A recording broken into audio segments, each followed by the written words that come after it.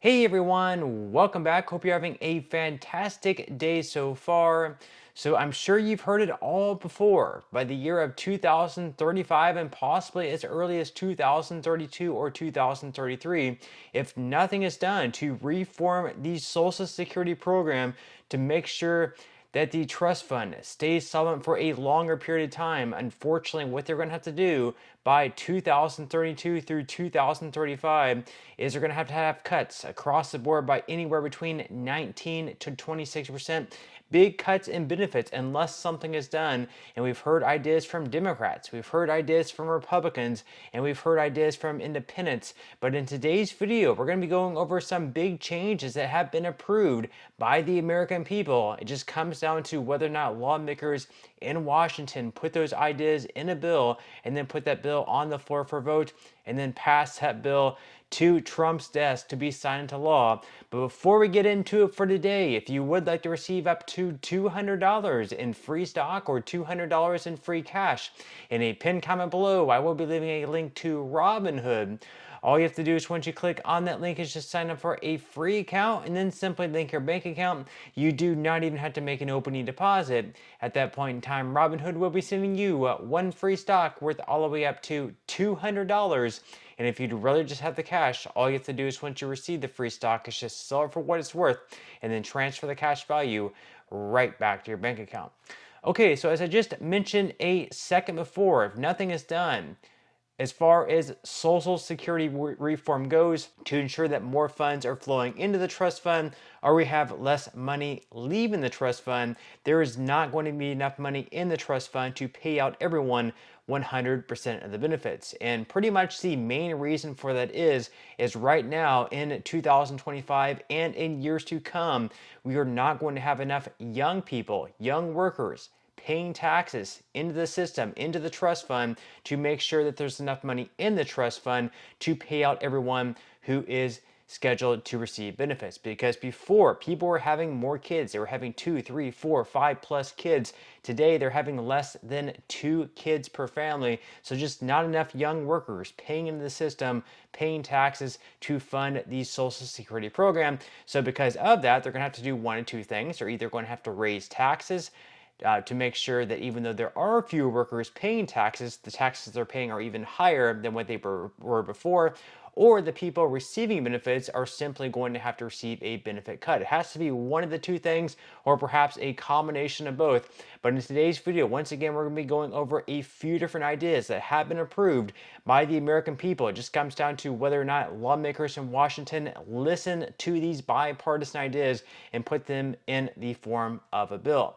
So according to CNBC, here are changes Americans would make to close Social Security's financing gap. So it's no secret that Social Security faces a long-term financing gap. If nothing is done by 2035, 83% of combined benefits will be payable if Congress does not act sooner to prevent that shortfall, according to the latest projections from the program's trustees. What's more, new legislation, the Social Security Fairness Act, which increases benefits for more than 3 million workers who also receive public pensions, is expected to move that depletion date 6 months sooner. Now, a new survey asked more than 2,200 Americans, most of who expect Social Security to be an important part of their monthly retirement income, how they would solve the problem. Most respondents, at 85%, said they would prefer benefits remain the same or are even increased, even if that means raising taxes for some or all Americans, according to the survey from the National Academy of Social Insurance, AARP, the National Institute on Retirement Security, and the U.S. Chamber of Commerce in collaboration with Greenwald Research. So 85% of Americans in this survey prefer benefits to stay the same or to even increase, and they do not mind themselves or other Americans having to pay more in taxes in order to keep the same amount of benefits or receive this increase.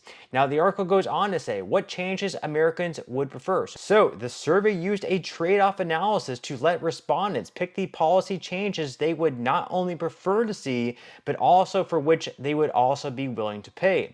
The results found a combination of changes was preferred by most respondents, regardless of their political affiliation, income, age, or education. The most popular popular policy option with respondents was eliminating the payroll tax cap for individuals earning more than $400,000 per year.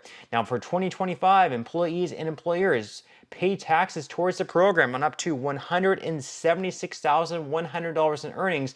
Once higher earners hit that cap, they stop contributing Social Security payroll taxes for the year. The change would reapply payroll taxes starting at $400,000 in earnings. Individuals affected would not receive additional benefits. So right now in the year of 2025, very high earners, let's think celebrities, athletes, or anyone like that, just hypothetical speaking, just give an example here of Taylor Swift, for example, who's making millions of dollars per year. Out of the millions of dollars that she's earning per year, she's only paying taxes into the Social Security Trust Fund on the first $176,100 that she earns. Anything above that amount is no longer a tax. So the vast majority of her income, the vast majority of her money is not being taxed and going into the Social Security Trust Fund. Under this plan, which is bipartisan, the first $176,100 of her income would be taxed going into the trust fund.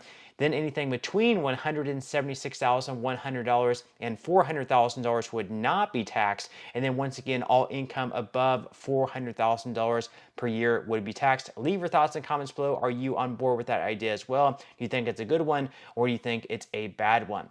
Now, the article goes on to say that a second policy option that was nearly as popular was raising the payroll tax rate. Currently, employees and employers each pay 6.2% towards Social Security. The change would raise that to 7.2%. So basically right now, if you're working for a company, let's say that you work for Apple, for example, right now you're paying 6.2%.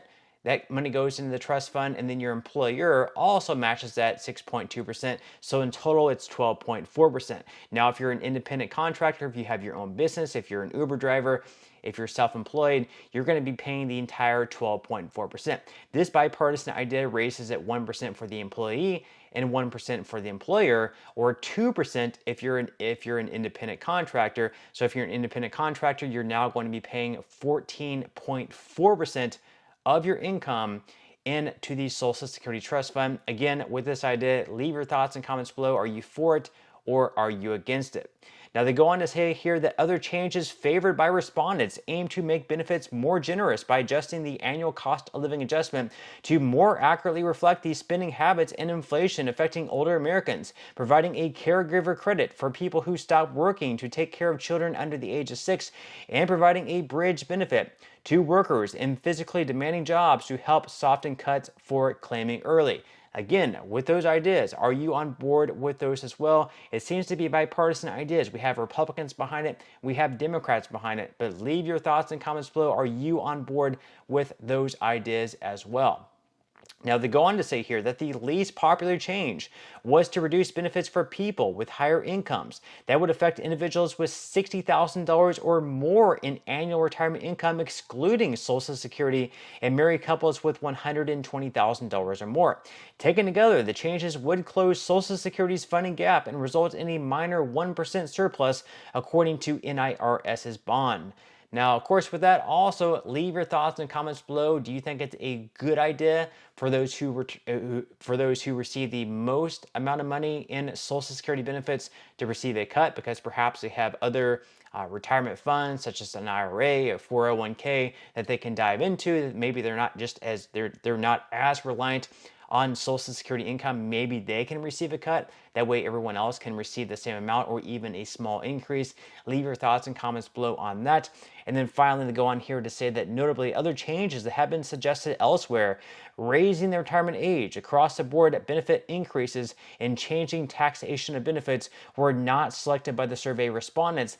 Now, of course, there is a long history of strong public support for Social Security. So the new report coincides with another report released by NIRS this week that analyzed Social Security polling over more than 4 decades and found public support for the program remains strong. So they said, quote, not only do people consider Social Security a really important program, but they really want to make sure that we're spending enough on the program so that it can be there when people are ready to collect their benefits. And notably, confident that Social Security benefits will still be available tends to increase as people get closer to retirement age. So there we have it. There are a few different ideas that all Americans, whether they're a Republican, whether they're a Democrat, can get behind.